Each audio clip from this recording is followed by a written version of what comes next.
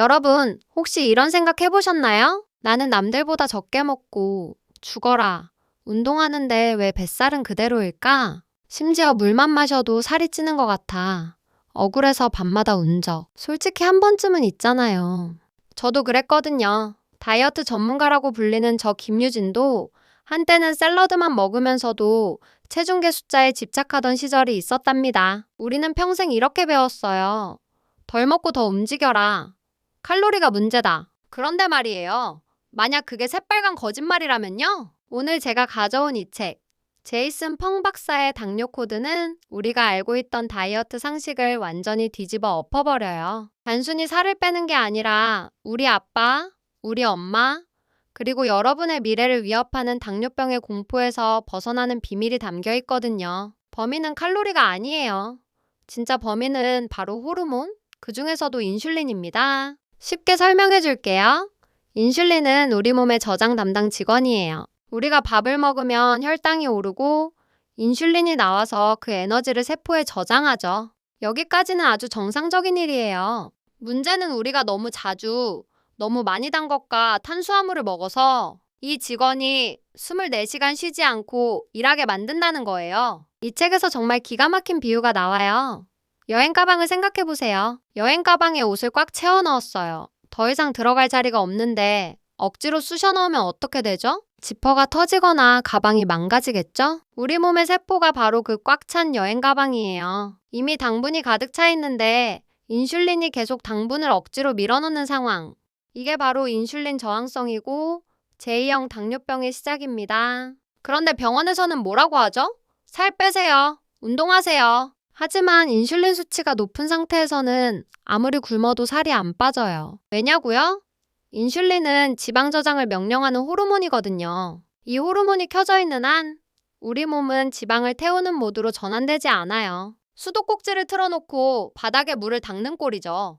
수도꼭지부터 잠가야 하지 않겠어요? 사실 저희 아버지도 당뇨 초기 진단을 받으셨어요. 식탁 위에 늘어나는 약봉지를 볼 때마다 가슴이 철렁했죠. 의사 선생님은 약을 잘 챙겨 먹으라고 했지만 제이슨 펑 박사는 말해요. 약은 혈당이라는 증상만 억누를 뿐 원인을 치료하지 못한다고요? 오히려 인슐린 주사를 맞으면 살이 더 찌고 인슐린 저항성은 더 심해지는 악순환에 빠질 수 있다는 사실 알고 계셨나요? 자, 이제 무거운 얘기는 그만하고 해결책으로 넘어갈게요. 어떻게 하면 그 지긋지긋한 인슐린 스위치를 끌 수 있을까요? 첫 번째는 무엇을 먹느냐입니다. 정제된 탄수화물, 설탕, 액상과당.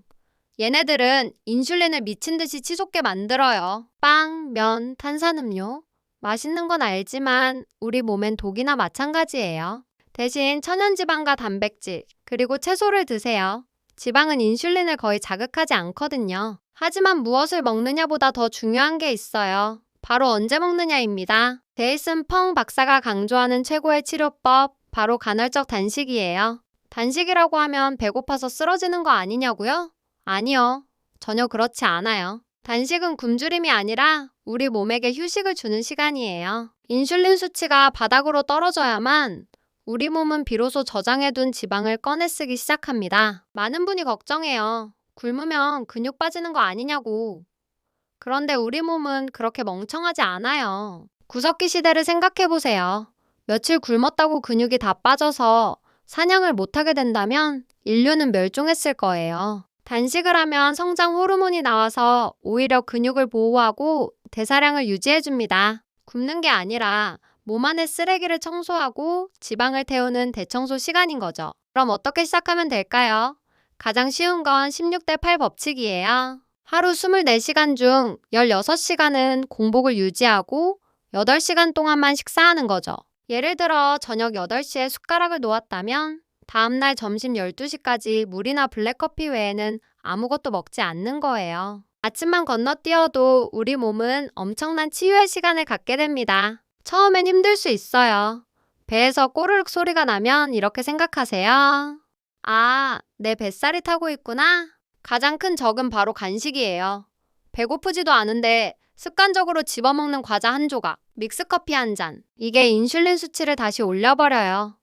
공복 시간에는 인슐린이 푹 자게 내버려 두세요. 입이 심심하면 물을 드세요. 따뜻한 차도 좋아요.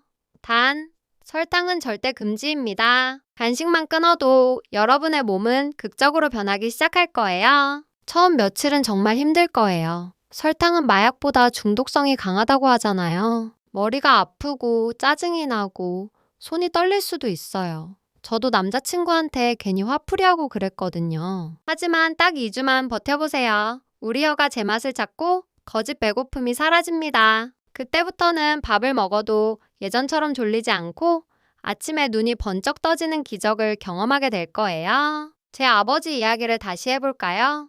아버지는 밥심으로 산다며 흰 쌀밥을 고집하셨지만 저를 믿고 딱 한 달만 식단을 바꿔보셨어요. 밥 양을 반으로 줄이고 반찬을 늘리고 저녁 식사 후엔 아무것도 드시지 않았죠. 결과는 어땠냐고요?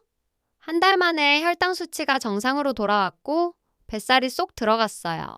의사 선생님도 깜짝 놀라서 약을 줄이자고 하셨답니다. 마지막으로 중요한 한 가지, 바로 스트레스와 수면이에요. 스트레스를 받으면 코르티솔이라는 호르몬이 나오는데 이 녀석이 혈당을 올리고 인슐린을 부릅니다. 잠을 못 자도 마찬가지예요. 다이어트 한다고 너무 스트레스 받지 마세요. 가끔은 친구들과 맛있는 거 먹어도 돼요. 중요한 건 꾸준함이고 다시 돌아오는 회복 탄력성이니까요. 이 책의 저자는 단언합니다. 제2형 당뇨병은 불치병이 아니라고요. 그것은 단지 우리 몸이 너무 많은 당분을 처리하다 지친 상태일 뿐이에요. 식습관을 바꾸면 충분히 되돌릴 수 있습니다. 여러분의 몸은 여러분이 생각하는 것보다 훨씬 더 강력한 치유 능력을 갖추고 있어요. 그 능력을 믿어주세요. 상상해보세요. 아침에 일어났는데 몸이 깃털처럼 가볍고 거울 속 내 모습이 만족스러운 날을요. 좋아하는 옷을 마음껏 입고 사랑하는 사람들과 오래오래 건강하게 웃을 수 있는 미래를요. 그 시작은 거창한 운동이나 비싼 약이 아닙니다. 오늘 저녁 밥 한 숟가락 덜고 공복 시간을 조금 더 늘리는 작은 실천이면 충분합니다. 내일부터 해야지 라고 생각하셨나요? 아니요. 지금 당장 시작하세요. 오늘 먹으려던 그 달콤한 라떼 한 잔을 아메리카노로 바꾸는 것부터가 시작입니다. 여러분의 몸을 설탕 창고로 만들지 마세요. 인슐린에게 휴가를 주세요. 그러면 여러분의 몸은 반드시 보답할 겁니다. 건강이라는 최고의 선물로요. 정리해볼까요? 첫째, 칼로리 계산 말고 호르몬을 관리하자. 둘째, 정제 탄수화물과 설탕을 줄이자. 셋째, 간헐적 단식으로 인슐린 수치를 낮추자. 이 세 가지만 기억해도 여러분은 이미 다이어트 상위 1%입니다. 어렵게 생각하지 마세요. 우리 몸의 자연스러운 리듬을 되찾아가는 과정일 뿐이니까요. 혼자 하면 힘들지만 함께 하면 할 수 있어요. 저 유진 언니가 항상 여러분 곁에서 응원할게요. 뱃살 때문에, 건강 때문에 더 이상 눈물 흘리지 않기를 바랍니다. 여러분은 건강해질 자격이 충분하니까요. 오늘 내용이 도움이 되셨다면 구독과 좋아요 버튼 꾹 눌러주세요. 여러분의 건강한 변화를 위한 첫걸음. 지금 바로 댓글로 나는 인슐린을 끄겠다라고 다짐을 남겨주세요. 그럼 우리 건강해져서 만나요. 안녕!